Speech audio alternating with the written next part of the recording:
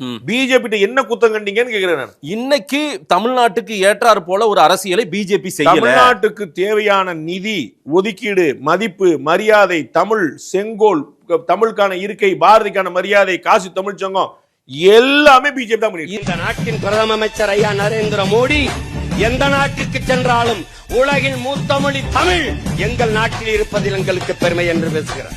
जब कभी भाषा की चर्चा निकले तो सीना तान करके दुनिया को कहना कि दुनिया की मानव जात की सबसे पुरानी भाषा तमिल भाषा है और वो हमारी भाषा है.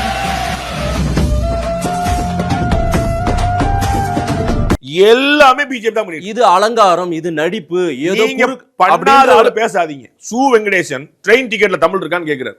முந்தானே எங்க போயிருந்தீங்கன்னு கேக்குறேன். என்னது, மகாத்மா காந்தி செத்துட்டாரா? யோ, இதெல்லாம் தேவையில்லாத ஷாக்கு.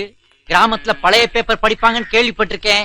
ஆனா இந்த அளவுக்கு அருகப்பழசான பேப்பரை படிப்பீங்கன்னு நினைக்கவே இல்லையா? தேர்வுகள்ல தமிழ் சிஆர்பிஎஃப் சிஐஎஸ்எஃப் தேர்வு தமிழ் எழுத முடியும். நரேந்திர மோடி ஆட்சிக்கு வந்த பிறகு நீங்க மத்தியில கூட்டணி எவ்வளவு நாள் இருந்தீங்க? திமுக சேர்ந்து என்னைக்கா பண்ணீங்களா? பண்ணாதவர் உத்தமரு, பண்ணவர் நடிப்பு. இது கேட்டா ஒன்றியம் குன்றியம் பீங்க.